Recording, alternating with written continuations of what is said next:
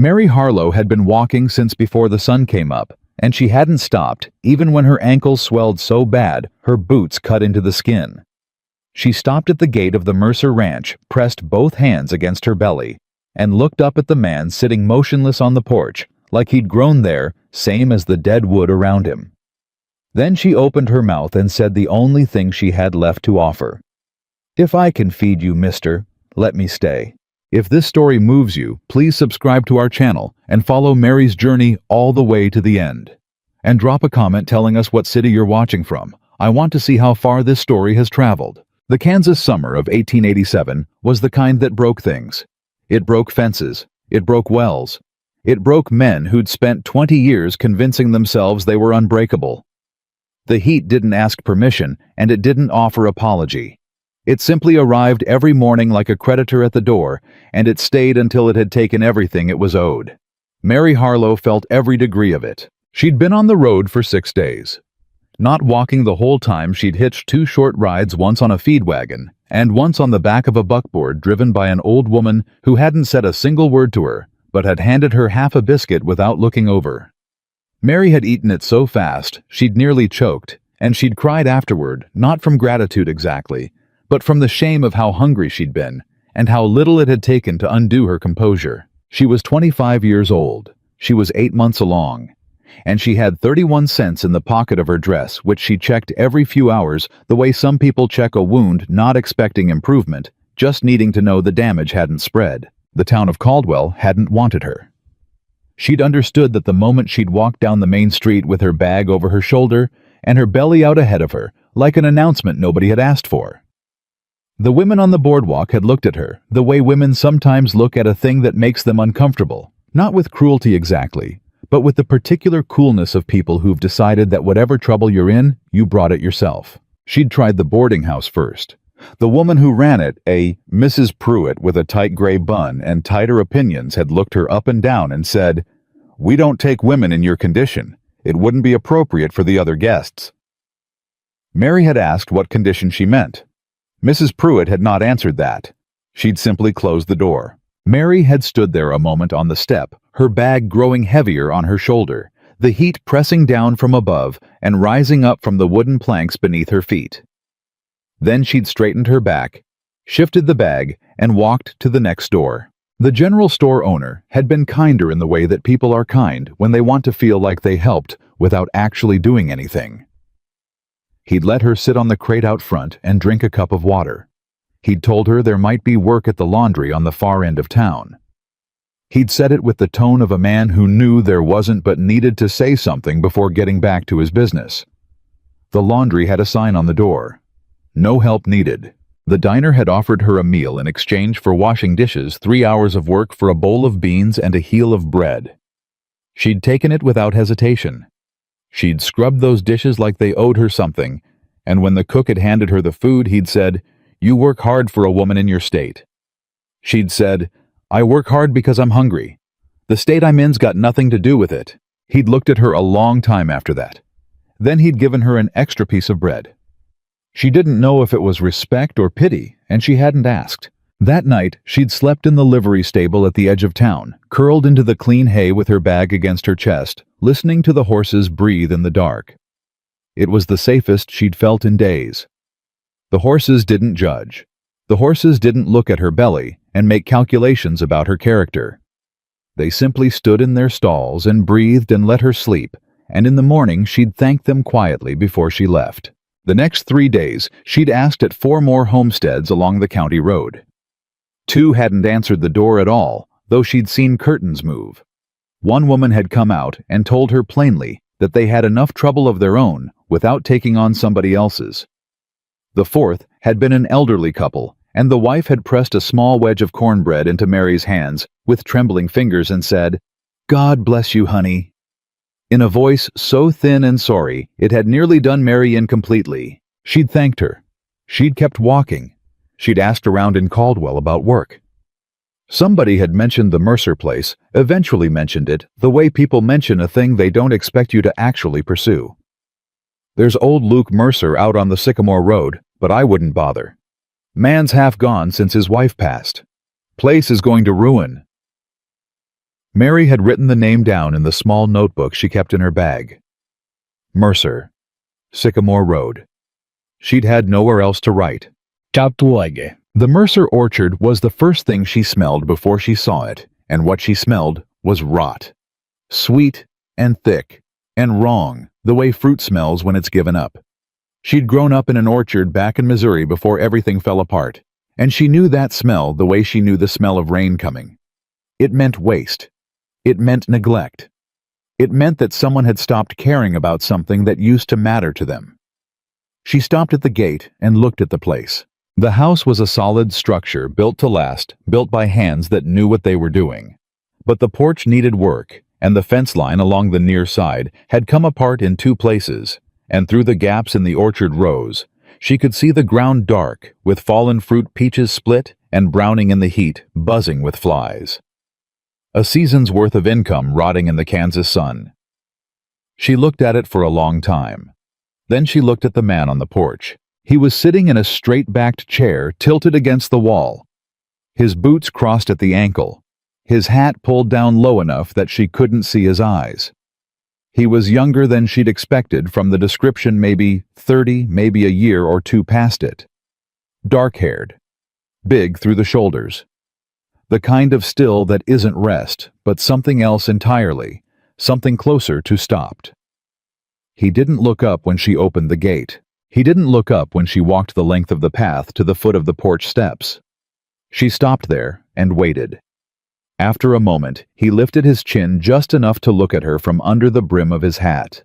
His eyes were gray. They moved from her face to her belly and back to her face without expression. "You're lost," he said. It wasn't a question. "No, sir," Mary said. "I'm exactly where I meant to be." He studied her a moment longer. "Then you made a mistake getting here." "Maybe," she said. "But I'd like to talk before we decide that." He didn't move. He didn't invite her up. He just watched her with those gray eyes that didn't give away much of anything, and she held his gaze because she'd learned a long time ago that looking away first cost you something you couldn't always get back. "I can cook," she said. "And I can work an orchard. I grew up doing it. I know what's wrong with yours from here. The ground fruit needs clearing before it draws more pests, and whatever's left on the trees in the east row is salvageable if somebody gets to it in the next 2 days. Maybe 3, if tonight's cool, but I don't think it will be." He hadn't moved. "I'm not asking for charity," she continued. "I'm asking for a place to sleep meals while I'm working and to stay until the baby comes. After that, I'll go wherever you tell me. I won't be a burden beyond what the work earns, and the work will be worth more than you're paying me." Silence. The flies hummed in the orchard. Something shifted in the barn. "You got a husband?" he asked. "No." "Family?" "Not anymore." He looked at her for a long count of 5. Then he looked back out at the orchard, or maybe past it at something she couldn't see. "I don't need help," he said. Mary glanced at the fallen fruit at the broken fence at the porch, where a whole season's worth of work had clearly gone undone. She didn't say what she was thinking. She said instead, "Then I reckon you won't mind me trying to change your mind." His jaw tightened. "That's not how this works, ma'am." "How does it work? You go back to town. You find someone there who can help you." "I already tried that." Something moved behind his eyes then, just briefly. Just a flicker of something that wasn't quite indifference. He looked at her again. Really looked, and maybe he saw then what 6 days on the road looked like. Maybe he saw the way she was standing square and still and determined, but also the way her hand had come to rest against her belly in a gesture so habitual she probably didn't know she was doing it. "You walked from town," he said. "Yes. That's 4 miles. I know how far it is." He was quiet again. Then slowly he reached up and pushed his hat back so she could see his full face. He was a serious-looking man. Not unkind, she thought, but somewhere behind serious and not quite making it back. "You can't work an orchard," he said. "Not in your condition." "With respect, sir, you don't know what I can do. I know what I can see." "Then you're not looking right," Mary said, and her voice was steady, but something in her chest was tight as a fist. I cleaned out a barn last week for a meal and a night in the hay. I washed 3 hours of dishes in that diner in town for a bowl of beans. I am going to have this baby whether I have a roof over my head or not. I would very much prefer a roof. A long pause. If I can feed you, mister, she said, let me stay. He looked at her for what felt like a full minute. Then he looked down at his boots. Then he stood up slowly, unfolding to his full height, which was considerable. He picked up his hat, set it back on his head, and walked to the porch railing. He stood there looking out at the orchard, with both hands wrapped around the top rail. The bunkhouse is empty, he said, not looking at her. There's a cot and a lamp. I'll bring water tonight. Tomorrow you can show me what you think you know about my orchard. Mary exhaled. She hadn't realized until that moment how tightly she'd been holding it. Thank you, she said. Don't, he said. I might change my mind. You won't, she said. He looked at her, then over his shoulder, sharp and quick, and she met his eyes without flinching. He held it a moment. Then he turned back to the orchard. Bunkhouse is around the side, he said. She didn't sleep well that first night. The cot was hard, and the summer heat didn't break even after dark, and the baby was restless, turning in ways that made it hard to find a comfortable position. But she lay there in the dark and listened to the sounds of the ranch around her, the horses in the barn, a night bird somewhere in the trees, the distant complaint of something in the orchard she couldn't identify, and she thought, this is enough. For tonight, this is enough. She was up before first light. Luke Mercer was already in the orchard when she got there, standing at the edge of the east row with a lantern in one hand and his expression in the other, which was to say both were guarded and giving off minimal light. He looked at her. You don't have to start today. I want to start today, she said. She pulled the leather gloves from her bag. She'd carried them 6 days for exactly this purpose, and pulled them on. The east row first. We clear the ground fruit and check what's left on the branches. If we're lucky, we salvage 60, maybe 70%. He studied her a moment. You know peaches. I know how to keep from losing a season. He didn't argue. He picked up one of the empty crates stacked at the row's end and moved ahead of her into the trees. They worked without talking for the better part of an hour. She cleared the ground fruit methodically, anything that had split, anything that had gone soft, past saving, and moved through the fallen pieces with a focus that cut out everything else. When she found a branch still heavy with good fruit, she called out to him, and he came with the crates, and they worked the tree together, quick and efficient.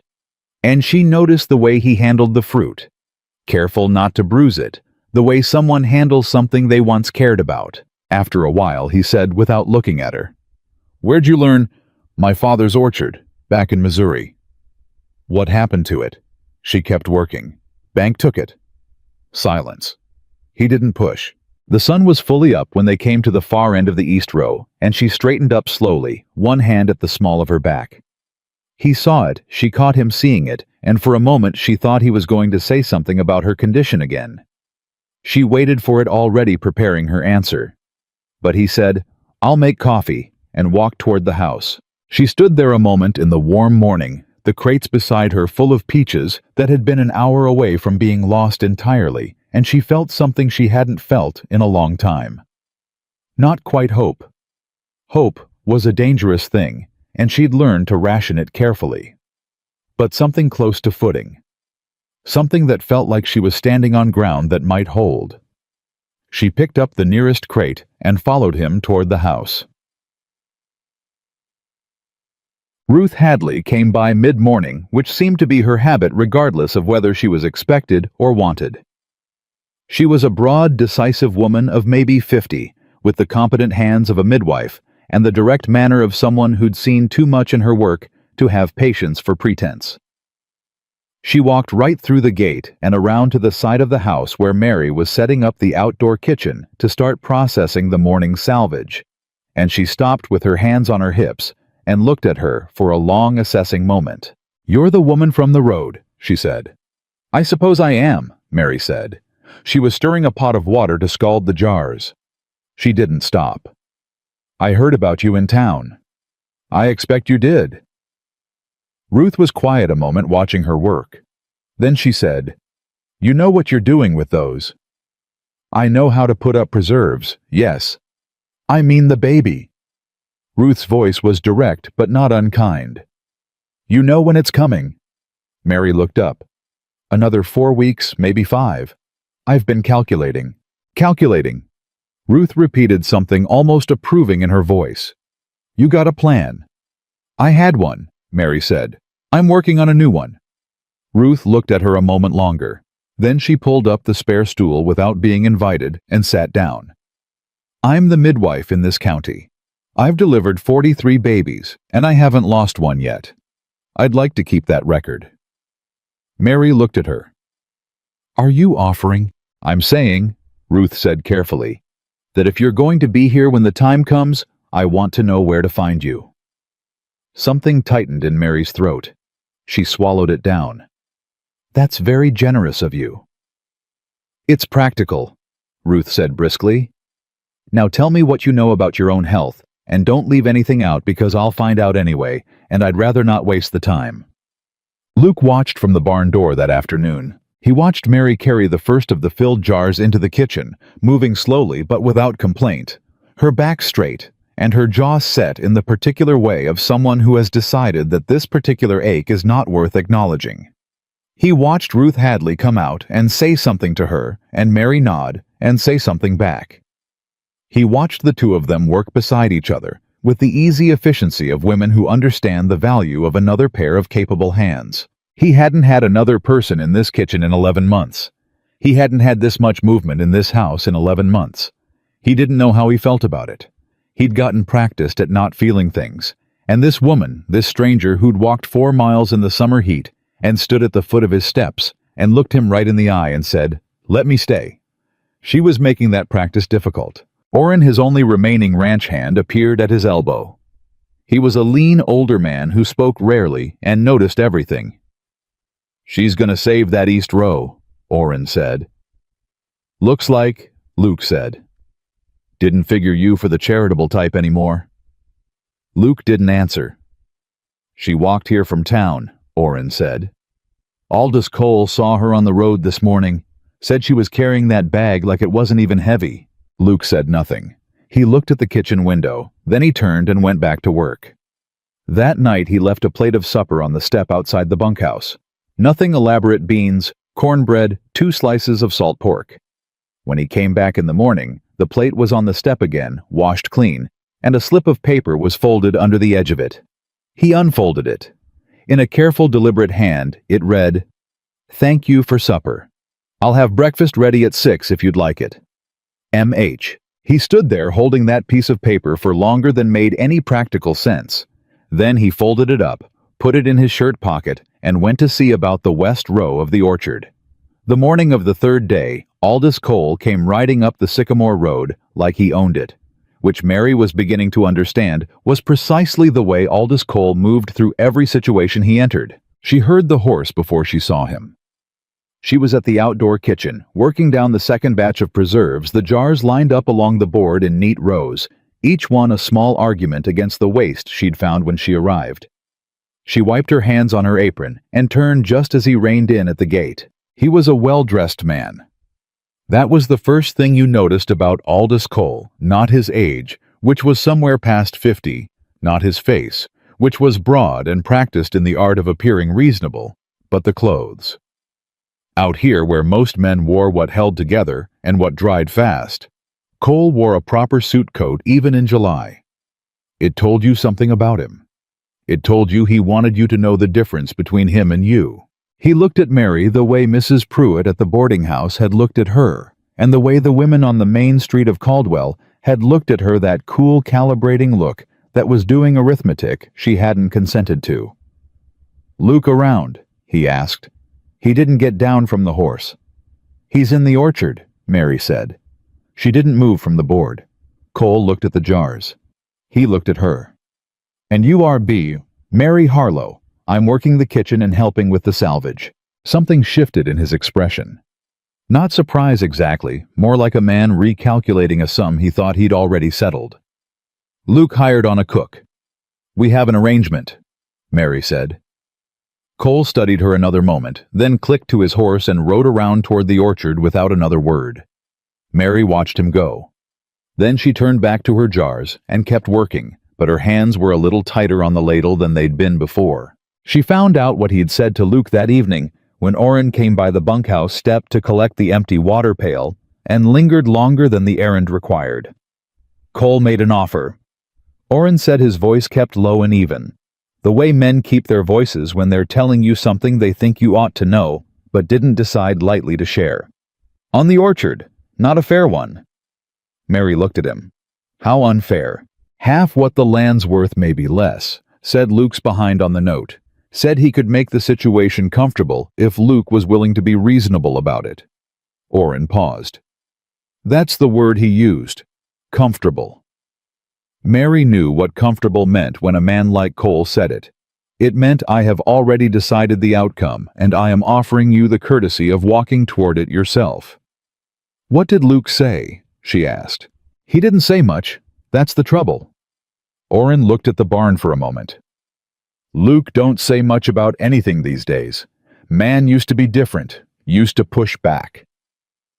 Mary sat with that a moment. How long has Cole been after the land? Since before his wife passed. Eleanor. Good woman. Oren said it simply with the directness of someone stating a fact they believed mattered. She died in the winter, November. Luke, well, he stopped. That's the only word I got for it. He just stopped. Mary said nothing. You're getting the orchard moving again, Oren said. That east row alone, Cole could see it from the gate today, and I watched his face when he looked at it. Man didn't like what he saw. He came here expecting to find the same disaster he left last time. And instead he found the jars, Mary said quietly. And instead he found you, Oren said, and something in his voice was not unkind at all. He picked up the pail and left her to the dark. She thought about it all night.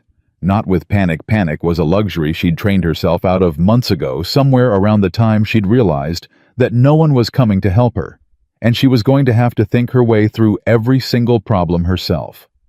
She lay on the cot with her hands folded over her belly, feeling the baby shift and settle, and she thought about Aldous Cole and what he represented, and what it meant that he'd shown up 3 days after she arrived. She thought about the jars on the shelf. She thought about the east row.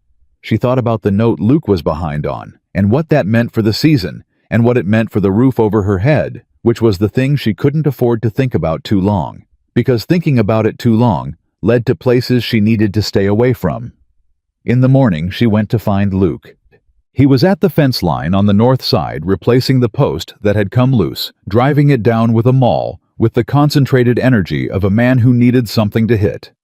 She stood back until he'd finished the stroke, then walked up beside him.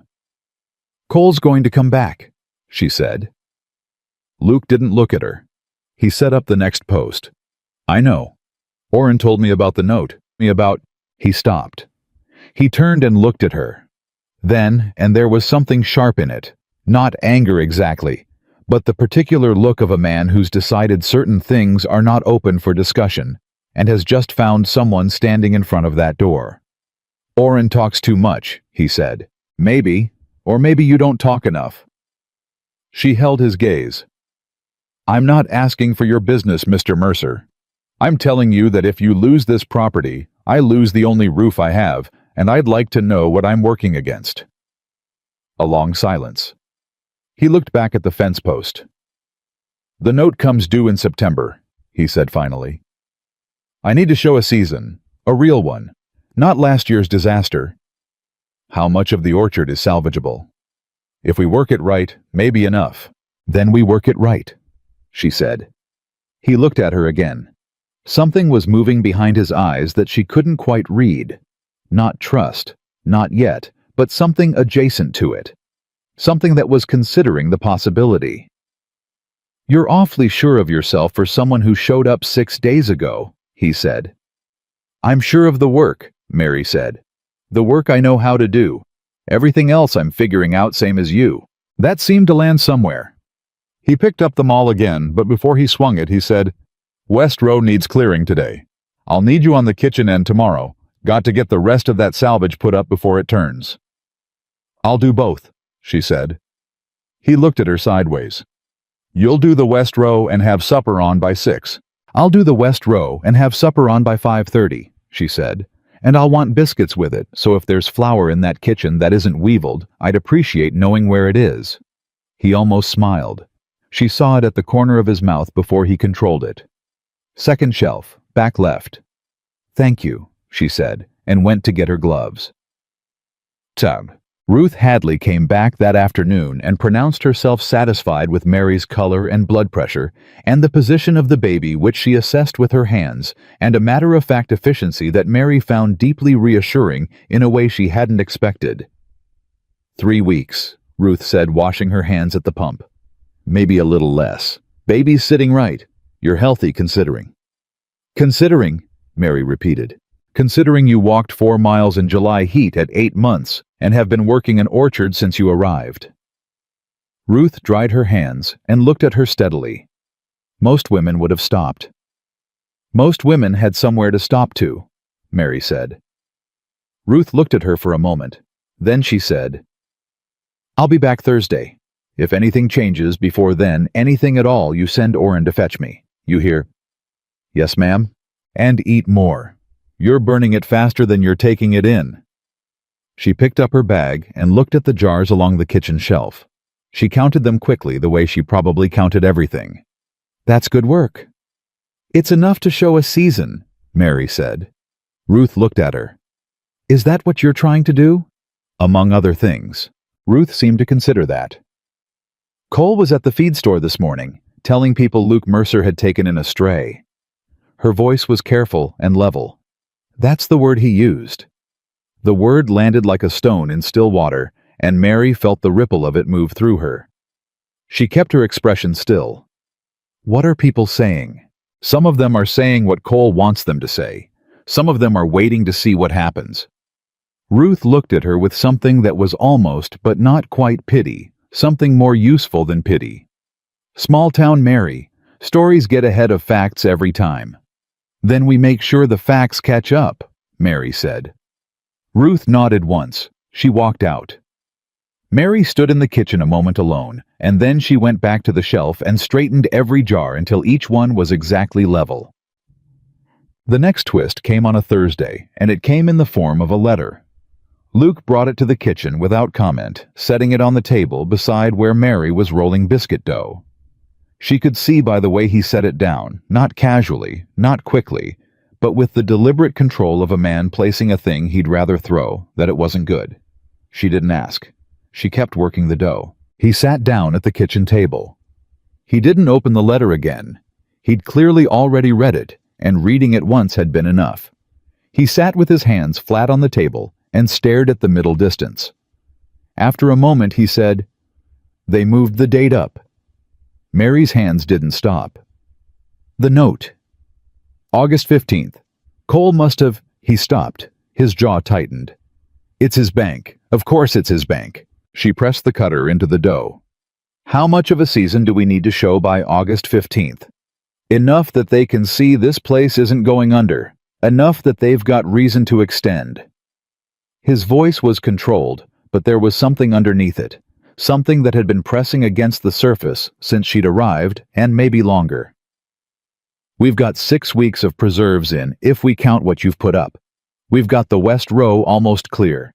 If the north section comes back... It'll come back, she said. He looked at her.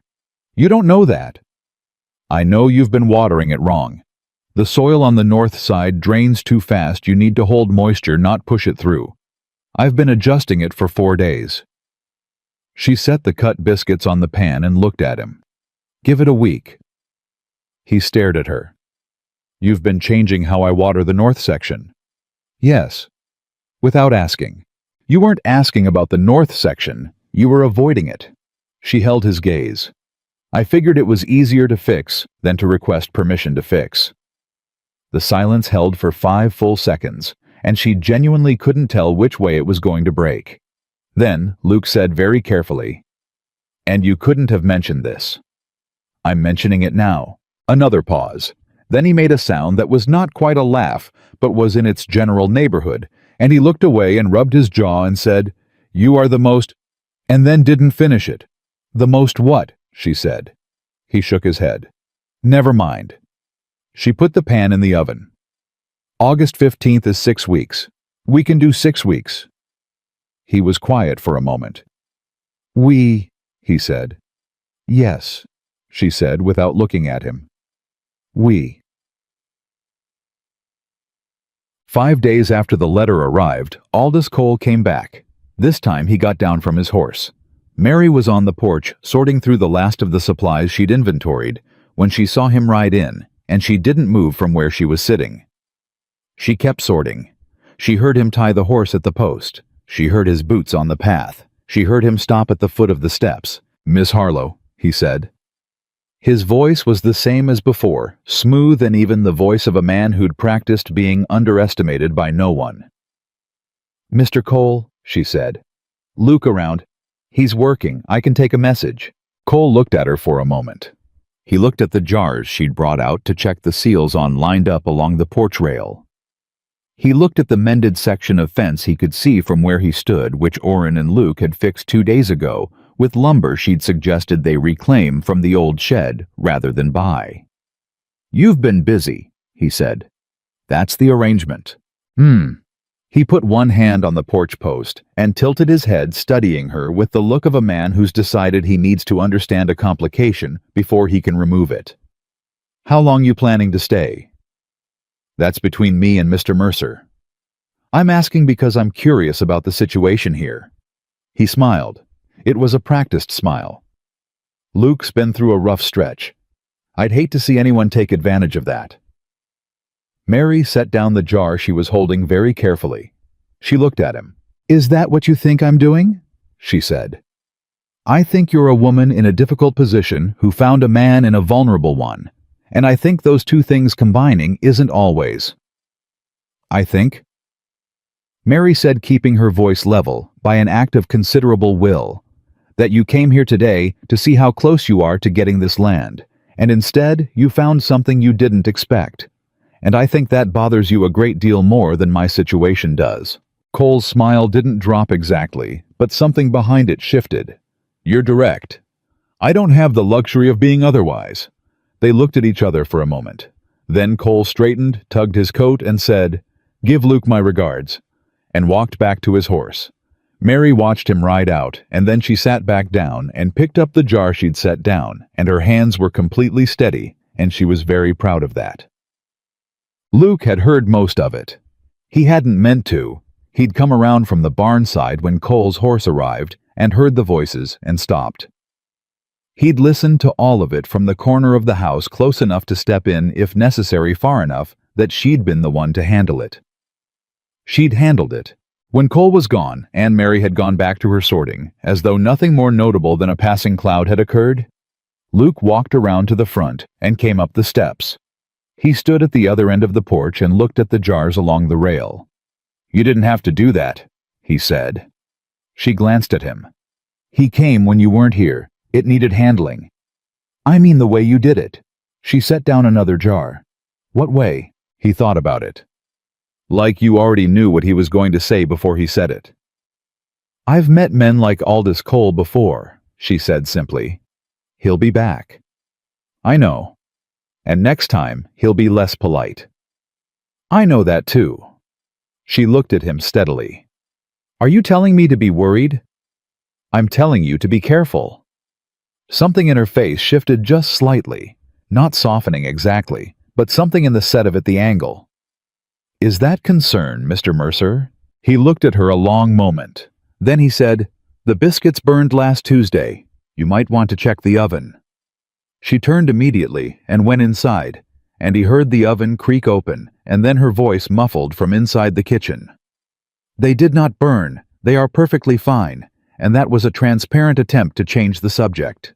He stood on the porch and looked at the empty road where Cole's horse had been, and he thought about the jars on the rail, and the north section, and the letter with the moved-up date, and the way she'd stood her ground at the foot of his porch steps 10 days ago, and looked him in the eye and refused to leave. He didn't know what he thought about any of it. That wasn't entirely true. He knew exactly what he thought about some of it. That was the problem. The north section came back that same week, just as Mary said it would. Luke stood at the end of the row on a Thursday morning and looked at the trees, and there was fruit on the branches that 3 weeks ago had been curling and falling before it ripened, and he stood there for a long moment with his thumbs hooked in his belt and didn't say anything. Orrin came up beside him. "She fixed it," Orrin said. "She fixed it," Luke said. "You gonna tell her?" Luke was quiet. "Because I think she'd like to hear it," Orrin said. "She doesn't ask for much. Some things you can just say." Luke looked at him. "Since when do you give advice?" "Since the woman walked 4 miles in July, heat, and saved your north section without being asked," Orrin said. "That's since when?" Luke looked back at the trees. After a long moment he said, "Get the crates from the shed. We start this row today." "Yes, sir."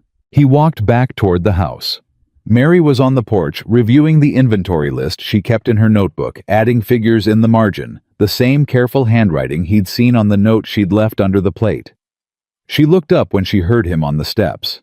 He stopped in front of her and said, "The north section." "I know, I checked it this morning." He looked at her. "You could have told me." "I was waiting to see if you'd look." He stood there with that for a moment. Then he said, "You were right about the watering." "Yes," she said. "You should have told me." "I did tell you. Tuesday in the kitchen while you were trying to redirect me with the biscuit comment." He almost smiled again. He was doing that more often, and he hadn't fully decided how he felt about it. "I'm saying it worked," he said. "The north section. You were right and it worked, and—" He stopped. Like the next word was in a language he was learning, and he hadn't gotten to that part yet. "Thank you," he said. Mary looked at him for a moment. Something moved across her face that she didn't try to hide or manage, just let it be there for a second, and then let it go. "You're welcome, Mr. Mercer," she said. "Luke," he said, "I think you've earned at least that." She looked at him steadily. "Luke." He nodded. He went back down the steps. At the bottom he stopped and said without turning around, "Ruth's coming Friday. She told me before she left last time." "I know. She told me too." "Good." He walked toward the orchard. Then he stopped again and said, still not turning, "The biscuits on Tuesday were fine, by the way. I just didn't know how else to end the conversation." She didn't say anything for a moment. Then she said, "I know." He kept walking. Dead. It was Orrin who found out about the second letter.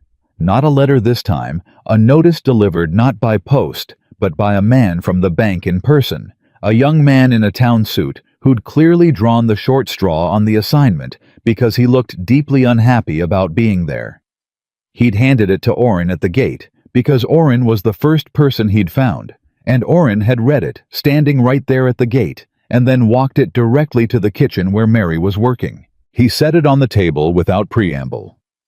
"They're sending an assessor," he said, "week after next, to determine the value of the property." Mary read it, then she read it again. "That's Cole moving faster than he said," she said. "Yes, ma'am." "An assessor comes out here, what does he see?" Orrin thought about it. "Depends on when he comes and what we've done by then." "We have 10 days." "Yes, ma'am." She folded the notice carefully and set it on the edge of the table. "Where's Luke?" "West fence line." She was already moving toward the door. "Get the crates from the north shed. All of them. And ask Luke to come to the kitchen this evening. I need both of you at the table." Orrin watched her go. He stood in the empty kitchen for a moment, looking at the jars on the shelf, and the notice on the table, and the door she'd just walked through, and then he went to get the crates. That evening, when the three of them sat at the table together for the first time, Mary laid out what she knew, like a general briefing troops. She talked about the timeline and what was possible and what they needed to show the assessor and what they couldn't hide and what they didn't need to. She talked about it practically without drama, with the same steady intelligence she brought to everything, and Oren listened and nodded, and Luke sat across from her with his hands wrapped around his coffee cup and watched her speak with an expression she didn't try to read. When she was done, Luke said, "You've been thinking about this a while." "Since Cole's first visit," she said. "That was before the letter." "Yes." He was quiet for a moment. "Why?" She looked at him directly. "Because I don't intend to lose this roof, and I don't think you intend to lose this land, and it seemed like someone needed to start thinking about what happens next." She paused. "I didn't know if you were ready to." He looked at her for a long count. Then he set down his cup and said, "Tell me what you need from me." And that Mary thought might have been the most important thing he'd said since she arrived. 10 days. Mary wrote it at the top of her notebook page and underlined it twice, and then she got to work. She divided the tasks the way her father had taught her to divide an orchard in crisis, not by what felt most urgent, but by what would show the most result for the time invested. The preserves were already ahead of where they needed to be. The north section was producing again. The east row was clear and crated. What was left was everything that a man coming to assess the value of a struggling property would see when he rode in and made up his mind in the first 30 seconds, the way men always did. She talked to Luke that morning over coffee standing at the kitchen counter, because neither of them had fallen into the habit of sitting while there was still something to be done. "The fence on the south side," she said. "The gatepost and the section by the road. That's the first thing he'll see." Luke nodded. "I can do that today." "The shed roof is visible from the main path. It doesn't need to be perfect, it needs to not look like it's surrendering.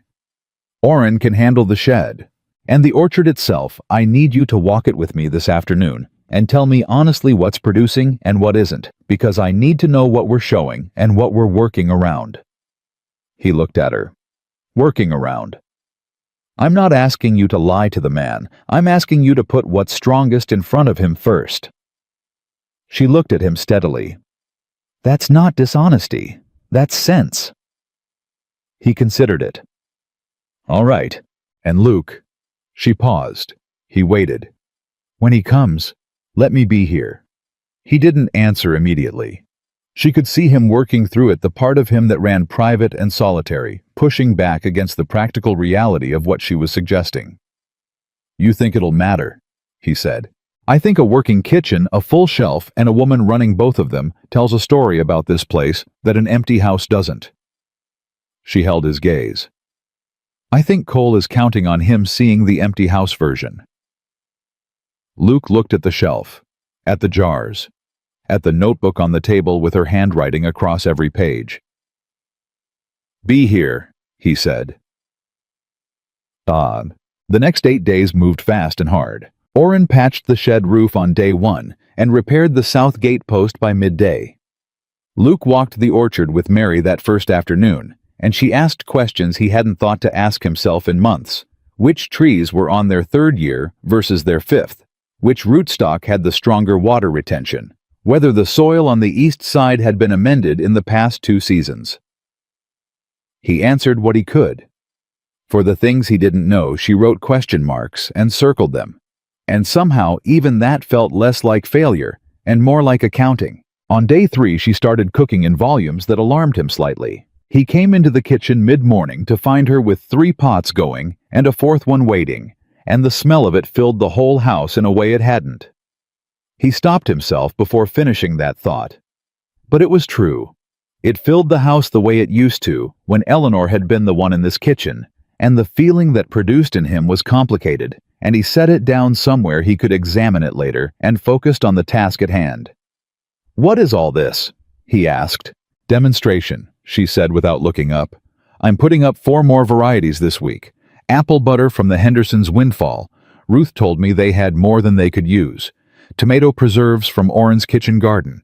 Peach honey from the East Row." "You went to the Hendersons.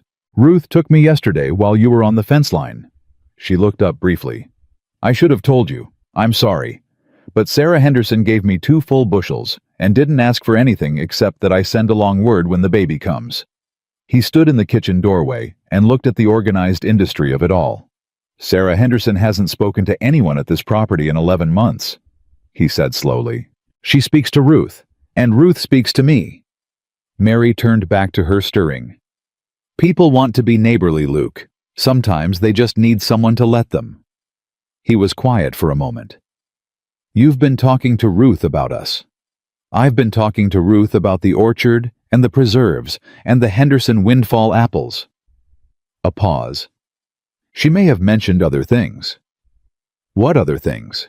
She said Eleanor was the best pie maker in Sumner County, and that you haven't had a real meal in this house since November, and that you sold the second horse to cover the winter feed bill, and didn't tell Orrin until the horse was already gone. Mary turned and looked at him directly. She worries about you, in her way. He looked like she'd handed him something heavier than he was prepared to hold. He stood there with it for a moment, and she watched him decide the way she'd watched him decide things before, whether to set it down or carry it. Ruth worries about everyone, he said finally. Yes, but she came back here 3 times in 2 weeks, and she's not doing that for the orchard. He didn't answer. He turned and went back outside, and she let him go, because some things needed air. Day 5 brought the first real test. It came in the form of 2 men from town. Not Cole, not the assessor, but 2 men who'd apparently decided that the situation at the Mercer Ranch warranted inspection on their own authority. Mary heard them at the gate while she was hanging the kitchen linens on the line. She heard one of them say her name. She walked to the gate herself because Orrin was in the orchard and Luke was at the barn. The 2 men were townsmen, middle-aged, the kind of respectably dressed that said general store owner or county clerk, men of small jurisdiction but considerable opinion. One of them she recognized from the street in Caldwell, though she didn't know his name. The other she hadn't seen before. They looked at her belly. They looked at the house. They looked at the jars on the porch rail where she'd set them to cool. We heard Luke Mercer took in a woman. The one she recognized said. His voice was not hostile exactly, but it had the weight of a man who believed his noticing something made it his business. Mr. Mercer has a working arrangement with me, Mary said. I cook and I help with the harvest. He provides room and board. That's an unusual arrangement. It's a practical one. The man she didn't know said, You got family coming for you when the baby comes. I have Ruth Hadley, Mary said. I expect that's sufficient. This ain't exactly a place for a gentleman. Luke's voice came from behind her, and she heard his boots on the path without turning around. She kept her eyes on the 2 men at the gate and watched their faces change, watched the small recalibration that men like that made when the person they were questioning turned out to have someone standing behind them. Luke came up beside her at the gate. He didn't touch her. He didn't need to. He stood where he stood and looked at the 2 men with the flat, steady expression of a man who has decided how much patience he has for this conversation before it has even begun, and the number is low. Something I can help you with, he said. The first man cleared his throat. Just checking in, Luke. Heard you had some changes out here. My kitchen's running, my orchard's producing, and my affairs are my own, Luke said. Anything else? A pause. Aldous Cole's been saying. Cole can say what he likes, Luke said. He does anyway. You came all the way out here to tell me what Cole's saying, or was there something else? Another pause longer this time. The 2 men looked at each other and made the silent calculation of men who've realized they've overextended themselves and need to retreat without appearing to. No, the first man said. Just neighborly. Appreciate it, Luke said in a tone that did not sound particularly appreciative. Safe ride back. They left. Mary stood at the gate until they were out of sight. Then she turned and looked at Luke. You didn't have to do that, she said. You said that last time, he said. About Cole. I meant it last time too. I know you did. He looked at her. But you've been handling things on your own long enough. Some things ought to be handled together. She held his gaze for a moment. Something moved through her that she didn't name because naming it felt dangerous in the particular way that hope is always dangerous. Together, she said. That's what I said. She turned back toward the kitchen. He fell into step beside her on the path. The night before the assessor came, Mary couldn't sleep. She lay on the cot in the bunkhouse and counted everything she'd done in 10 days and tried to measure it against everything that could still go wrong. Which was a bad habit, and she knew it, but the brain does what it does at 2 in the morning when the stakes are real. She heard the door of the main house open sometime after midnight. She heard boots on the porch. She lay still and listened to Luke sit in the chair. The same chair he'd been sitting in the day she arrived, tilted back against the wall, and she could picture him exactly hat down, boots crossed, looking at the orchard in the dark. She didn't go out. But she lay there in the dark, feeling slightly less alone than she had before she'd heard him, and eventually she slept. In the morning, she was up at 5. By the time Luke came out at 5:30, there was coffee on and biscuits in the oven, and the kitchen shelf was fully visible from the door, with every jar she'd put up in the past 2 weeks arranged in neat rows, labeled in her careful hand. She'd laid out the inventory notebook on the table, open to the page with the current tally varieties, quantities, estimated value by the crate. He stopped in the kitchen doorway and looked at all of it. "You want him to see this when he comes in," Luke said. "I want him to see that this is a working property with a working household," Mary said. "I want the first thing he smells when he walks up to this house to be biscuits, and I want the first thing he sees on this shelf to be a season worth of preserved goods with prices written on every label." He stopped. "Smart," she offered. "I was going to say thorough." "It's both," she said. "Sit down. Eat something before he gets here." He sat. She put a plate in front of him.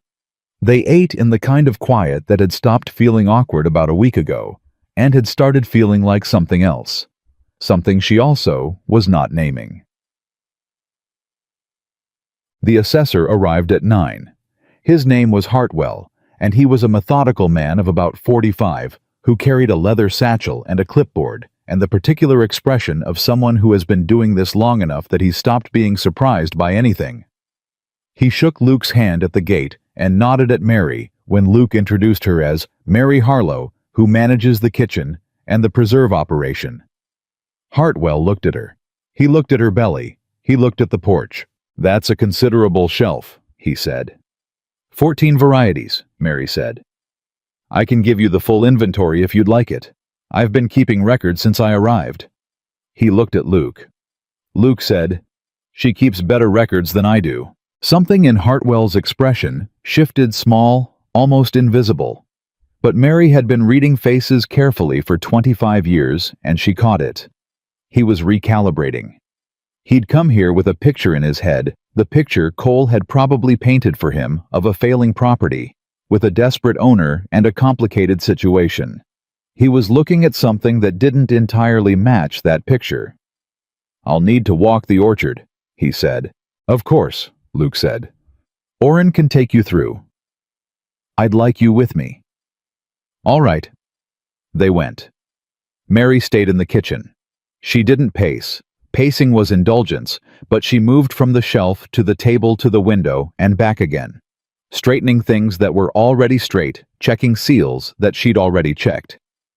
She listened to the sounds from the orchard, voices too distant to make out boots on the dry ground. Ruth arrived at 9:30 unannounced and apparently unbothered about the timing. "I heard the assessor was coming," she said, letting herself in the kitchen door with the ease of someone who'd decided she was welcome here and hadn't asked for clarification. "How are you holding?" "Fine," Mary said. Ruth looked at her. "How are you actually holding?" Mary sat down at the table.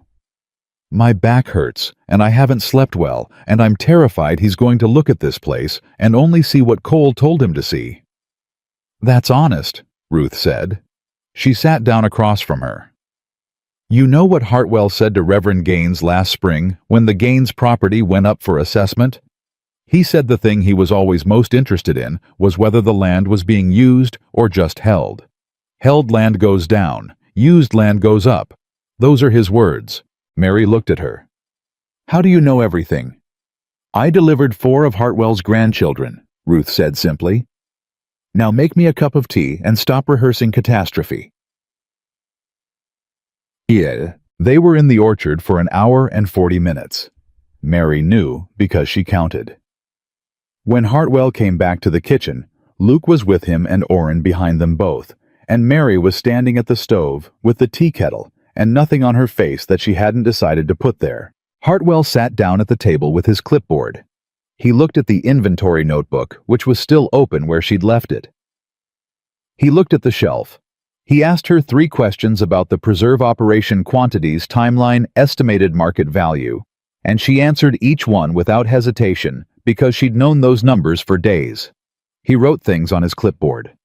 Luke stood by the door and did not say a word, which she understood was its own act of trust. Finally, Hartwell set the clipboard on the table and said, "This property's in better condition than the bank's current assessment reflects." The silence was so complete that Mary heard the tea kettle begin to hiss. "The orchard's producing," Hartwell continued. "The north section is recovering well. The preserve inventory represents substantial value, and the household operation is clearly functional." He paused. "I'll be filing my report by end of week. I can't speak to what the bank decides, but what I can tell you is that what I'm putting in that report is what I saw today." He stood. He shook Luke's hand. He nodded at Mary. "Good work, ma'am," he said. She said, "Thank you, Mr. Hartwell." He left. The gate latched behind him. And then there was just the kitchen and the 3 of them in it, and the tea kettle getting louder. Orrin let out a long breath. "Well," he said. "Well," Mary said, and took the kettle off. Luke was standing very still by the door, looking at the space Hartwell had just vacated. She watched him from the stove, watched the thing that moved through him. Not joy, not yet, but something earlier than joy, the moment before you let yourself believe something good might actually be true. He turned and looked at her. She looked back at him. "I'll start supper," she said. "Mary." It was a team effort. "Don't make a speech about it or I'll burn the biscuits on purpose." He looked at her for one more beat. Then he said, "Can you make the pork tonight with the apple?" "I can," she said. "Eleanor used to." He stopped. He looked at the floor for a moment, then back at her. It was the first time he'd said Eleanor's name to her directly, in a sentence he'd started himself, and they both felt the weight of it in the room. "She used to make it with sage," Mary said quietly. Ruth mentioned she had a good hand with pork. He looked at her. Something in his expression was open in a way she hadn't seen before, a door that had been closed a long time now, standing ajar, just a crack enough to see there was light on the other side. "Yeah," he said. "She did." "I'll use sage," Mary said. He nodded once. He went outside, and Mary stood at the stove and felt the particular weight of a moment she understood was important, and that she needed to hold carefully.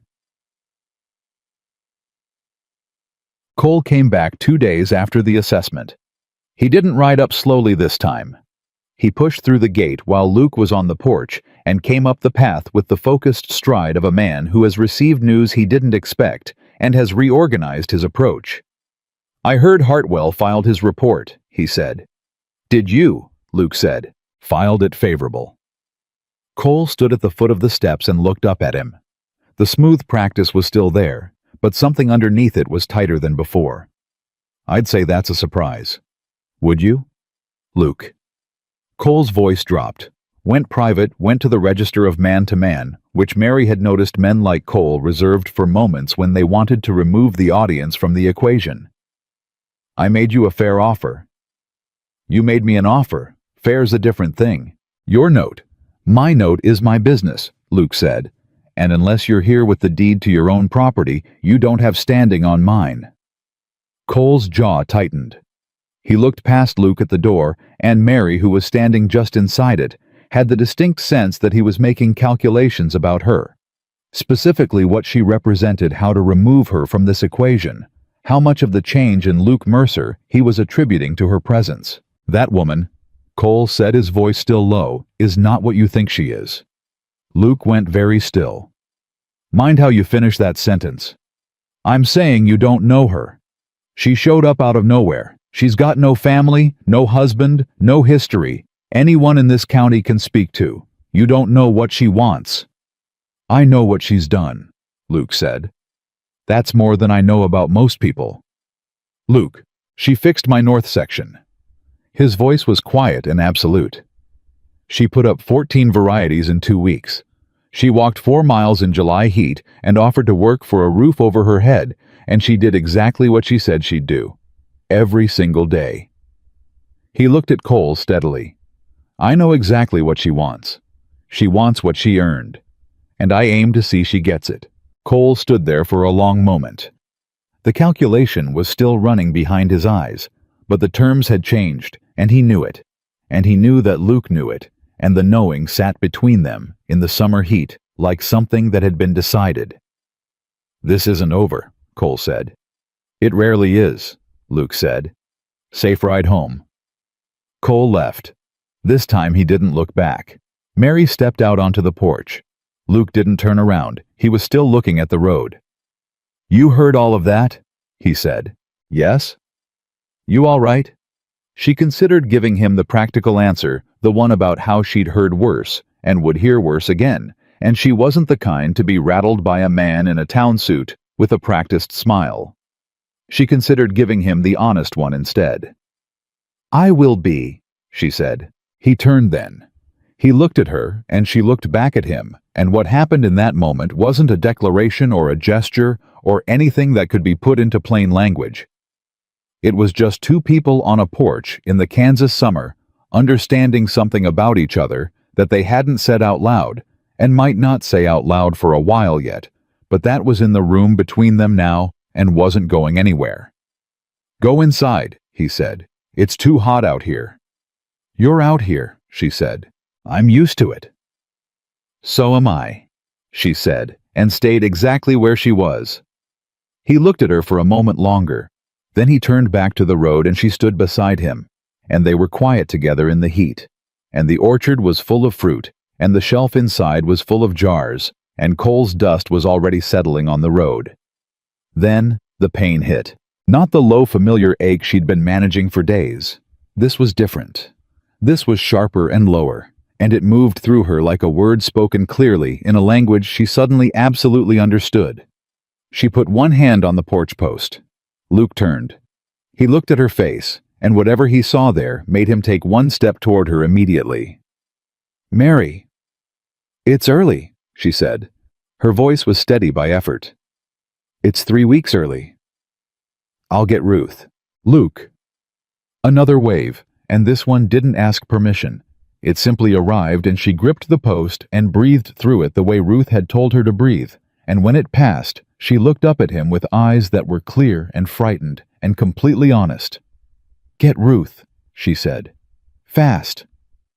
He was already off the porch. He ran. Mary had never seen Luke Mercer run before.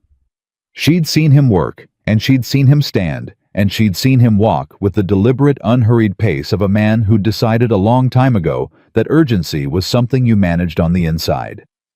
But he came off that porch like something had been released in him, and she heard him shout for Orrin before he'd even cleared the gate, his voice carrying across the property with a force that said this was not a request. She gripped the post and breathed. The second pain came 4 minutes after the first. She counted because counting was something to do, something that was not panicking, and Mary Harlow had made a private rule with herself somewhere on that 6-day road that she was not going to panic.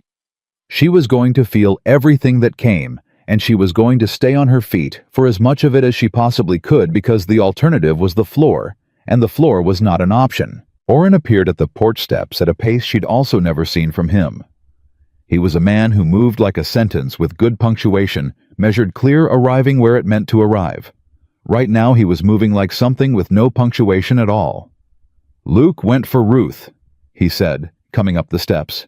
"How far apart?" 4 minutes, maybe 5. Another breath. "It could slow down. First labor sometimes. Let's get you inside," Orrin said. He didn't touch her. He offered his arm and waited, which was exactly the right thing to do, and she was grateful for it in a way she'd remember later. She took his arm and they went inside. She made it to the bedroom. Luke's bedroom, which she hadn't entered before, which Oren had clearly decided was more suitable than the bunkhouse without consulting anyone. And she sat on the edge of the bed and breathed and tried to remember every single thing Ruth had told her. Ruth had told her a considerable number of things. Ruth had told her with the brisk efficiency of a woman who believed that information was kindness and ignorance was cruelty, and right now, Mary was grateful for every word of it. "Oren," she said. "Ma'am?" "Luke will want to pace on the porch when he gets back. Don't let him pace on the porch." Oren looked at her.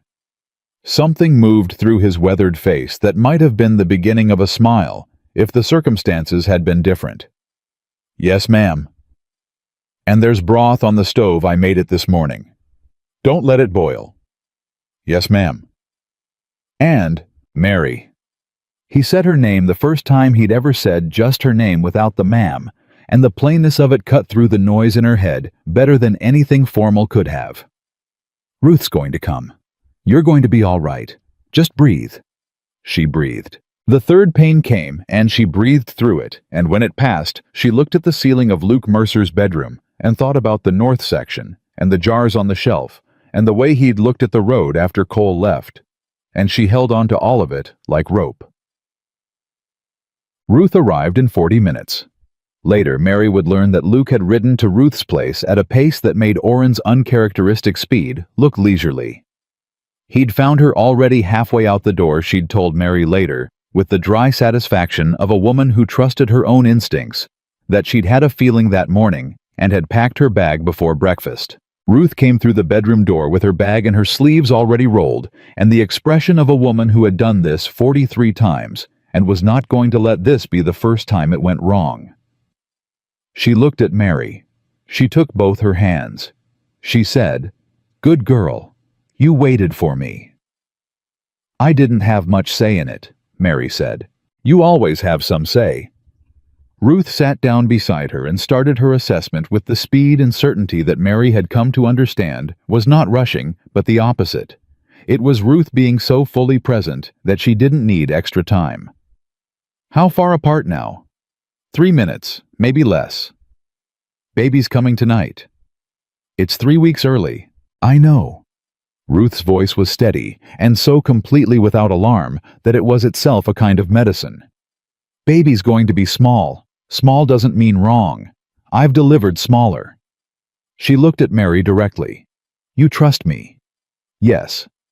"Then stop calculating and start listening to your body. It knows what it's doing." Mary nodded. She stopped calculating. Outside the door she could hear Luke. He wasn't pacing. Oren must have held to that, but she could hear him in the kitchen, the particular sound of a person who is trying very hard to be useful and cannot find anything left to do. She heard a cupboard open. She heard it close. She heard boots still, then moving, then still again. "He's going to wear through the floorboards," she said. "Let him," Ruth said. "It's good for him." "It's good for him. He's been standing still for 11 months. Moving even like that, it's good for him." Ruth looked at her with the kind of directness she never softened. "He rode to my place like the devil was after him, Mary. I've known Luke Mercer since he was 22 years old, and I have never seen him ride like that." Mary didn't answer, because another wave came and took all her attention, and when it passed, she was holding Ruth's hand considerably harder than she'd intended to. "There you go," Ruth said. "That's the real work starting." It was a hard 4 hours. Mary didn't scream. She'd decided she wasn't going to, not because she was trying to be impressive, but because screaming felt like spending something she needed to keep. She made sounds that were not quite screams, and she gripped Ruth's hand and the bedpost with equal force, and she breathed the way Ruth told her to breathe, and she thought about the biscuits and the north section, and the note in her pocket with 31 cents in it that she'd been carrying for weeks, and she thought, after tonight, I will put that money somewhere else. After tonight, I won't need to keep checking it. Ruth talked to her through all of it. Not constant chatter. Ruth wasn't a chatterer, but the steady, practical voice of a woman providing navigation. "This is normal. That's right. You're doing it right. Keep going. Almost." Oren knocked on the door at the 2-hour mark and said without opening it that he'd refreshed the water and kept the broth from boiling, and that Luke had gone out to the barn because standing in the kitchen had become untenable for him, and the barn was the only place he could think of where being useless felt less conspicuous. "Tell him the broth was a good thought," Mary managed between waves. "Tell him I said so." A pause from the other side of the door. "I'll tell him." She heard Oren's boots cross the porch. She heard the barn door. She thought about Luke in the dark of the barn, doing whatever it was men like him did when they couldn't fix the thing that needed fixing, and something about the image of him out there present and staying, and unable to leave, even though leaving would have been easier, settled into her chest like ballast. At the 3-hour mark, Ruth said, "Next time, Mary, you're ready." And at the 4-hour mark, just past midnight, with the Kansas summer pressed close around the house and the barn quiet and the orchard dark, a baby arrived into Ruth Hadley's capable hands and announced herself to the world with a cry so immediate and so clear that it silenced everything else completely. No. Outside the bedroom door, Luke stopped moving. He'd come back from the barn when the house had gone too quiet and stood in the kitchen and then in the hallway, and when the cry came, he put one hand flat against the wall and stood there and didn't move for a long moment. Oren from across the kitchen said nothing. The bedroom door opened. Ruth came out and looked at Luke and said, "Healthy girl, small but strong. Good lungs as you heard." Luke said, "Mary. Tired, completely fine." Ruth said it with the finality of a woman whose 43-0 record was intact and intended to stay that way. "You can go in." He didn't move immediately. He stood in the hallway and Ruth watched him, and Oren watched him, and the thing that was happening on his face was not something either of them would have described out loud, because some things deserve the privacy of not being narrated. Then he went in. Mary was sitting up against the headboard with the baby against her chest, and she looked up when he came in, and whatever she'd been preparing to say when she saw him, something practical, something that started with, "She's healthy and moved efficiently through the relevant facts," left her entirely when she saw his face. He looked like a man who had been holding something very heavy for a very long time, and had just been told he could set it down. He came to the edge of the bed and stopped there, and he looked at the baby, at her red-scrunched, absolutely present face, at her small fingers curled at her own cheek, and he didn't say anything for a while. "She's early," Mary said, because she needed to say something. Ruth said she's strong. "She is. She's been strong this whole time." Mary looked down at her daughter. She didn't have much choice about that. Luke pulled the chair from the corner and sat beside the bed. Not at a distance beside it, close enough that when he reached out and let the baby's fingers close around his own, he didn't have to stretch. The baby held on. Luke looked at those tiny fingers wrapped around his rough, weathered one, and he said very quietly, "What's her name?" Mary had thought about this. She'd thought about it on the cot in the bunkhouse, and on the road, and in the long, sleepless hours of this last week. She'd carried several names around and set each one down until she found the one that fit. "Clara," she said. "Clara June." He was quiet for a moment. "That's a good name." "I thought so." He didn't move his hand. Clara held on. Outside, a night bird called once and was quiet, and the house settled around them all in the particular way that houses settle when something has just happened inside them that changes their character. After a while, Luke said, "You should sleep." "I know. Ruth's going to stay tonight." "I know that too." He sat back gently, withdrawing his hand from Clara's grip, and he stood. He stood there beside the bed for a moment, and she looked up at him from the pillow, and he looked down at her, and the thing between them that had been growing for 3 weeks without either of them naming it was very present in the room right now. "Thank you," he said. "For what?" "For staying." A pause. "For making me let you." She looked at him steadily. "Thank you for letting me." He nodded once the way he nodded when a thing was decided. Then he said, "I'll have coffee ready at 6 if you want it." And he walked out, and she heard the kitchen door, and she lay there in the dark with Clara against her chest, and felt something she hadn't felt in so long she'd almost forgotten its name. Safe. She felt safe. Ted. The letter from the bank came on a Thursday 5 days after Clara was born. Mary was in the kitchen. She'd come back to the kitchen on day 2, which had produced a brief and emphatic argument with Ruth that Ruth had lost because Mary's argument had been that she was fine and the preserves needed checking, and the argument Ruth had made in return had been reasonable but had not accounted for how stubborn Mary Harlow could be when she'd decided something and she was at the table with Clara in the cradle Orrin had found in the barn loft and cleaned up without being asked. And Luke came in with the letter and set it on the table. She looked at his face first. "Good or bad?" she said. "Read it," he said. She picked it up. She read it twice the way she read everything important, and then she set it down on the table and looked at it for a moment. The bank was extending the note, 90 days. Hartwell's report had been filed, and the bank's board had reviewed the updated assessment of the property and found the value sufficient to warrant extension of terms. The letter was formal and careful, and between every line of it, Mary could read what it actually said, which was, "This is not what Aldous Cole told us we'd find." 90 days, she said. "It's enough," Luke said. "With the harvest and what you've put up, it's enough." She looked up at him. "Cole's not going to stop." "I know. He's going to find another angle. Another lever." "Probably." Luke sat down across from her and looked at the letter. "But right now, today, this is what we've got. 90 days. He looked at her. "And the north section. And the east row. And 14 varieties on that shelf." He paused. "And Clara." Something in the way he said Clara's name simple and direct, like it was already part of the inventory of things that were real and present and counted on this property, made Mary's throat tighten. "Luke," she said. "I want you to stay," he said. He said it the same way he'd said "I know what she's done to Cole" on the porch, quietly and absolutely without rehearsal. "Not because of the work. The work is, that's not what I mean." He stopped. He looked at the table and then back at her. "You came here with 31 cents and a bag, and you turned this place back into something worth fighting for. But that's not—" He stopped again. "Luke, I don't know how to say this in a way that's decent and honest at the same time."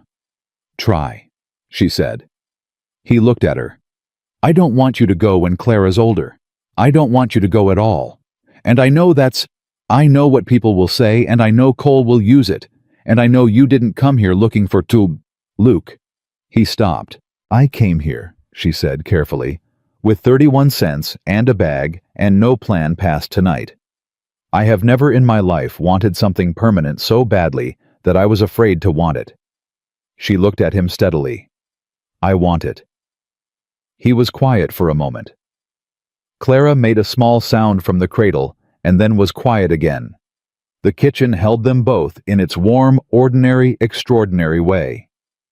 "All right," Luke said. "All right," Mary said. And from the barn door where he had been passing with an armload of fence posts and had gone completely still for reasons he would deny if asked. Orrin smiled so wide that he had to turn his face away before anyone saw it. Cole came one more time. It was 6 days after the bank letter, and he came in the morning with a man Mary didn't recognize, older official looking, carrying a document case. Luke was in the orchard with Orrin. Mary was on the porch with Clara. Cole looked at the baby. He looked at Mary.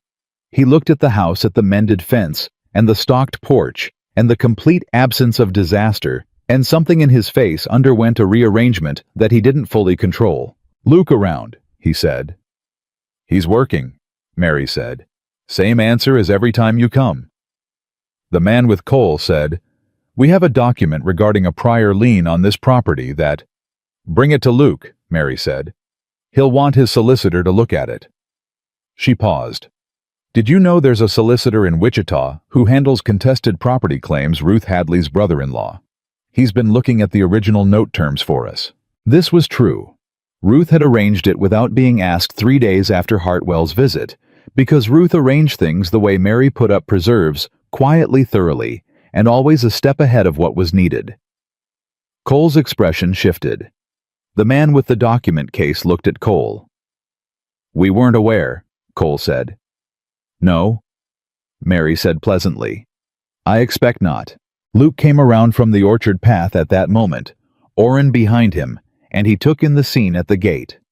Cole, the stranger, the document case, Mary on the porch, with Clara in about 1 second, and walked to the gate with the deliberate, unhurried pace of a man who has nothing to be afraid of. "Aldous," he said, "this a social call. We have a document. Give it to me." Luke held out his hand. "I'll have my solicitor review it."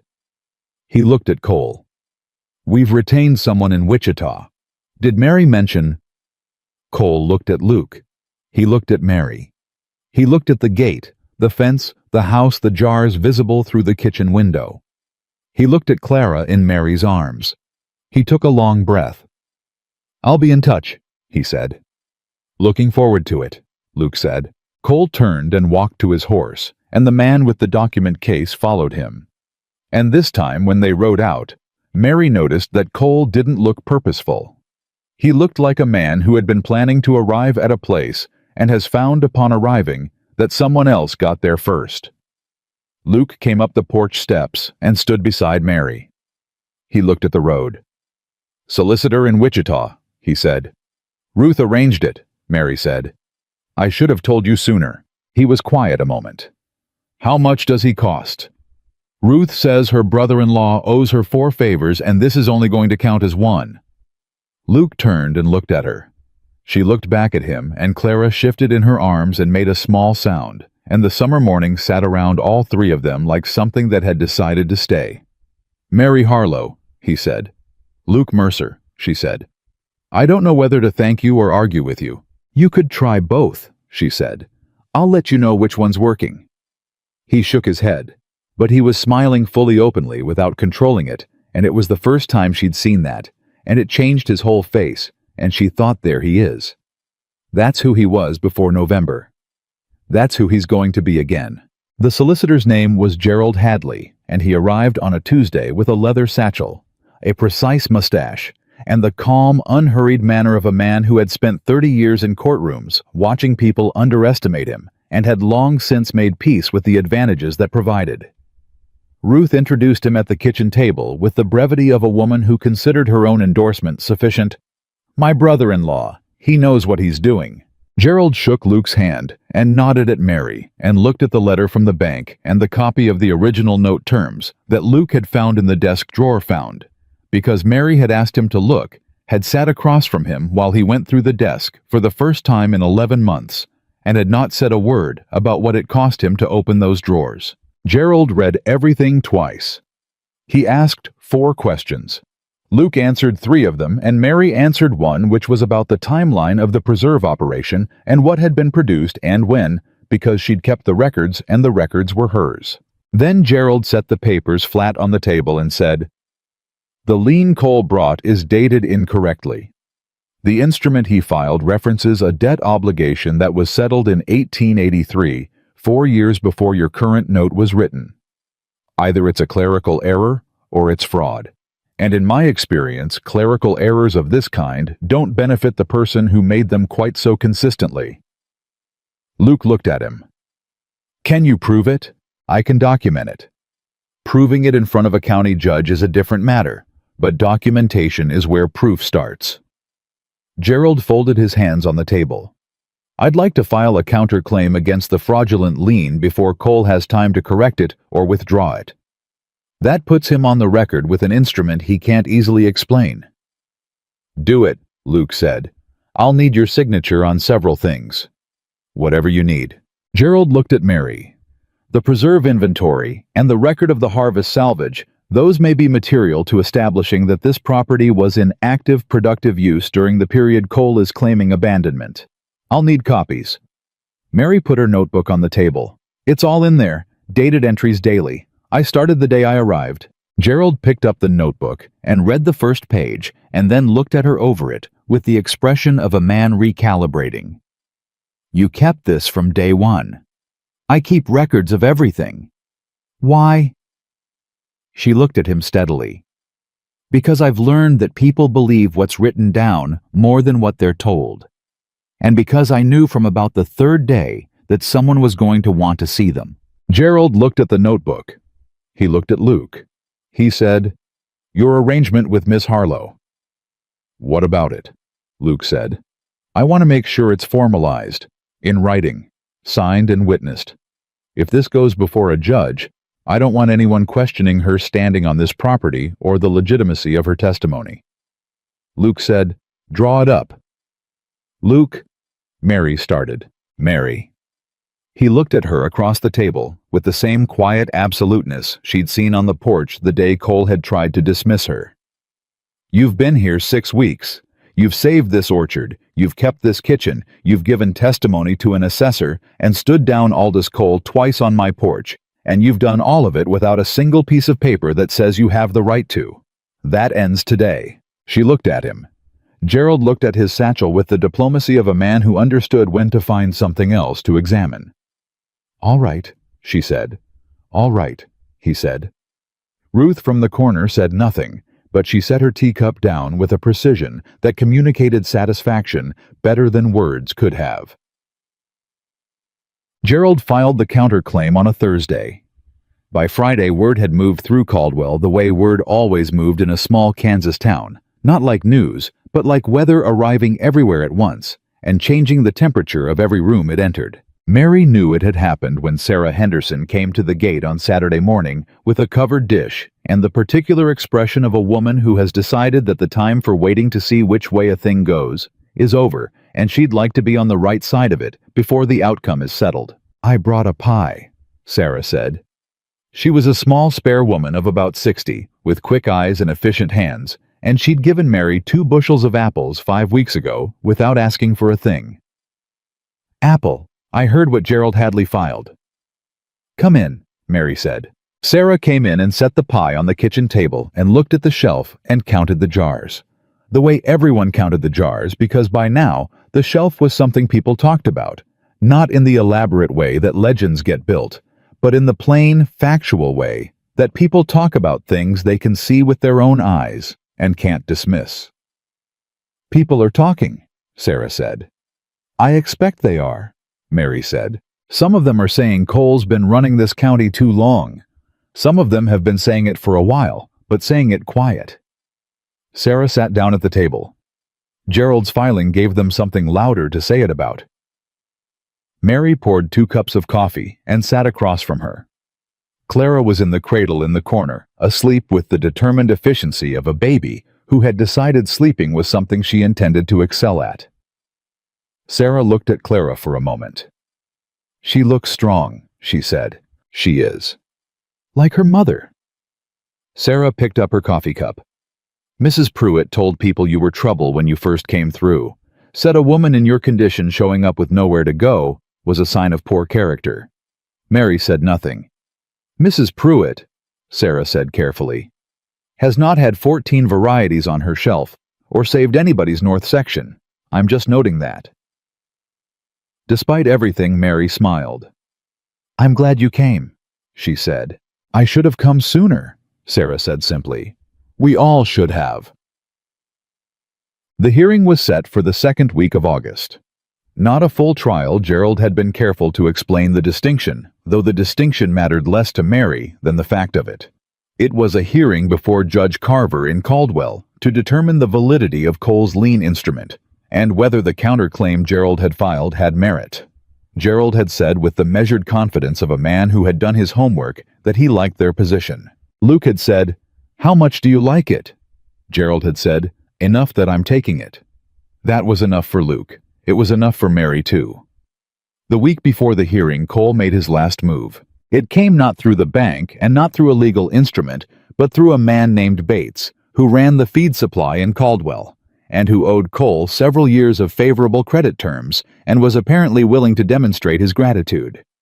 Bates came to the Mercer gate on a Monday and told Orrin, who was the first person he encountered which Bates had possibly not anticipated, that he'd been asked to inform Luke Mercer that his credit account at the feed store was being closed effective immediately. and that any arrangements Cole had previously facilitated with the lumber yard and the grain cooperative would also be discontinued. Orrin listened to all of this without expression. Then he said, "I'll pass it along," and went directly to the kitchen. Mary read the situation from Orrin's face before he said a word. "How bad?" she said. "Bad enough. The feed account matters for winter. The lumber we can work around lumber. The grain cooperative is where it gets difficult." Luke came in from the orchard at the sound of voices and stood in the doorway. Orrin told him. Luke's jaw tightened in the way that Mary had learned to read as the external indicator of something significant happening internally, something being decided, some threshold being crossed. He was quiet for a long moment. Then he said, "Sarah Henderson. Her brother runs the Meade County Grain Cooperative." "I know," Mary said. He looked at her. "You know, Sarah mentioned it on Saturday. I didn't say anything because I didn't want to assume." She held his gaze. "I'm not assuming. I'm asking. Should I talk to her?" Another beat of silence. Then, "Yes."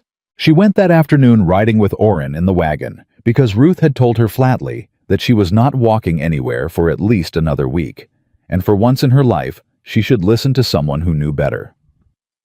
She found Sarah Henderson in her kitchen and explained the situation in plain language, the same way she explained everything without dramatizing and without minimizing. And Sarah had listened to all of it and then said, "My brother has been looking for a reason to tell Aldous Cole to conduct his business elsewhere for approximately 6 years. Give me until tomorrow." Mary gave her until tomorrow. Tomorrow came back with a handshake agreement on grain terms that were, if anything, better than what Cole had arranged. She brought it home and told Luke at supper, and he set down his fork and looked at her across the table and said, "How do you do that?" It was not quite a question. "I talk to people," she said, "and I tell them the truth, and I ask for what I need instead of waiting for someone to offer it." She picked up her fork. "Most people want to help. They just need to be asked in a way that doesn't cost them their dignity to say yes." Luke was quiet for a moment. "Eleanor used to say something like that. Ruth told me Eleanor was the smartest woman in Sumner County. Ruth's right." He said it without grief, not without weight, but without the grief. There was a difference, and Mary heard it. "She would have liked you." Mary looked at him across the table and held that carefully, the way you hold something you didn't expect to be given. "I think I would have liked her too," she said. Clara made a sound from the cradle. Luke pushed back from the table before Mary could move and picked the baby up with the careful, deliberate confidence of someone who had been practicing for 3 weeks and had gotten good at it, and he stood there by the window with Clara against his shoulder, and Mary watched him and thought, there it is. There is the whole future standing by the window. Gig. The hearing was on a Wednesday. Gerald had prepared for 2 weeks. Luke wore his good coat. Mary wore the blue dress she'd been saving since before Clara was born, the one she'd kept folded at the bottom of her bag through all 6 days on the road. And when she came out of the bunkhouse, she'd been moving back to the bunkhouse during the day, sleeping in the main house at night at Luke's insistence, because the bunkhouse was too far from the kitchen, which was a practical argument, and they had both agreed to treat it as only that Luke looked at her and didn't say anything for a moment. Then he said, "You ready?" "Yes," she said. Ruth took Clara for the day, which Clara accepted with the philosophical equanimity of a baby who had decided Ruth was satisfactory company. They rode to Caldwell with Orrin driving and Gerald already at the courthouse and the town on both sides of the street, doing the thing that small towns do when something is being decided, watching, measuring, waiting. Mary looked straight ahead. The courtroom was smaller than she'd expected. Judge Carver was a man of about 65, with a reputation for impatience and precision, which Gerald had told her meant he was going to cut through everything that wasn't essential. Which meant their position, which was clear and documented, was better suited to him than Cole's, which required him to perform a great deal of courtly goodwill. Cole was already there with his own lawyer. A man from Wichita who wore a better suit than Gerald, but did not appear to have Gerald's particular quality of absolute confidence in his own preparation. Gerald opened by entering Mary's notebook into evidence. Cole's lawyer objected on the grounds that the record had been kept by a party with material interest in the outcome. Gerald said, "Your Honor, the record was kept daily in dated entries beginning the day Miss Harlow arrived at the Mercer property. It documents the state of the harvest, the preserve production, and the active use of the land over a 6-week period. The identity of the person keeping the record doesn't change the accuracy of what it recorded." Judge Carver looked at the notebook. He leafed through several pages. He looked at Gerald. "Objection overruled. Continue." Cole's lawyer entered the lien instrument. Gerald entered the 1883 settlement record he'd found in the county clerk's archive, which demonstrated that the debt the lien referenced had been resolved 4 years before Luke's current note was written. Cole's lawyer argued that the settlement applied to a different instrument. Gerald had the original instrument, and the settlement, and the county clerk's signature on both. Cole, sitting at his table, went very still. Luke, sitting beside Gerald, did not look at Cole. He looked at the judge, and he kept his hands flat on the table, and he was steady in the way that Mary had come to understand was not the steadiness of a man with nothing at stake, but the steadiness of a man who had decided what he was and was not going to be moved from it. Judge Carver read the documents. He asked 2 questions of Gerald and 1 of Cole's lawyer. He took a 15-minute recess. When he came back, he said, "The lien instrument presented by Mr. Cole references a settled debt and is therefore invalid as a claim against the Mercer property. The counterclaim filed by Mr. Mercer's counsel is upheld. This court finds no basis for any action against the Mercer property under the instrument presented today." He looked at Cole over the top of his glasses. "If further instruments are presented referencing settled obligations, this court will look considerably more carefully at the circumstances under which they were generated. Are we clear?" Cole's lawyer said. "Yes, Your Honor." Cole said nothing. Carver closed the file. "We're done here." Outside the courthouse in the August heat, Luke stood on the step and looked at the street and breathed. Gerald shook his hand. "Clean result," he said. "Cole's not finished. Men like that don't finish. But he's not going to come at you through the bank again. Not with Carver's language on the record." "What does he come at us with next?" Luke said. "Something smaller," Gerald said. "Something he thinks won't be documented." He looked at Mary. "So keep documenting." "Always," she said. Gerald went to retrieve his satchel from the clerk's office. Orrin had the wagon at the end of the street. The town was watching, not the whole town, not openly, but the curtain-moving kind of watching that Mary had felt on her first day in Caldwell, and that felt entirely different now, because the calculation had changed. She was not a woman passing through anymore. She was a woman who had just sat in a courtroom and watched a fraudulent lien get thrown out with her notebook as evidence. Luke came down the courthouse steps and stood beside her on the street. "You all right?" she said. "Yeah," he said. And then after a moment, "Cole looked at you when Carver ruled.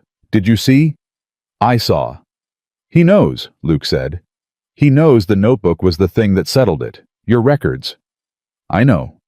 "You knew it would come to that." She looked at him. "I knew it might. So I kept good records." He shook his head slowly, not in exasperation, but in something that was adjacent to wonder. "From day one," he said. "From day one," she confirmed. He looked at her for a long moment on that street with Caldwell around them, and August pressing down from above, and the orchard waiting at home, and Clara waiting with Ruth, and 90 days of grace in the bank that were going to be enough, because she had already decided they were going to be enough. He looked at her the way he'd looked at the north section the morning it came back like something he'd stopped expecting and was now recalculating how to account for. Then he said, "I'd like to ask you something." "Ask," she said. He took a breath. "I'd like you to stay. Not as an arrangement. Not as a cook or a harvest hand or the woman who keeps the records." He stopped. He looked at the street and then back at her. "I want you to stay as my wife, if you'll have me, and this place, and everything it still needs." The street was quiet around them. Mary looked at him and thought about 31 cents in a dress pocket and 6 days on a Kansas road and a gate she'd opened without knowing what was on the other side of it. She thought about the north section and the jars and the notebook and a baby's fingers wrapped around a rough and weathered hand. She thought about a note left under a clean plate. "I'll have breakfast ready at 6 if you'd like it." She thought about all the doors that had closed before this one opened. "Yes," she said. "I'll have you. And this place. And everything it still needs." He reached out and took her hand, right there on the main street of Caldwell, Kansas, where Mrs. Pruitt's boarding house was 2 doors down, and Cole's bank was at the far end, and every curtain in town was doing exactly what curtains do. He held her hand, and she let him, and it was not a small thing, and they both knew it. Orrin from the wagon seat looked up at the sky with the expression of a man who has been waiting a considerable amount of time for something and is very relieved it has finally arrived.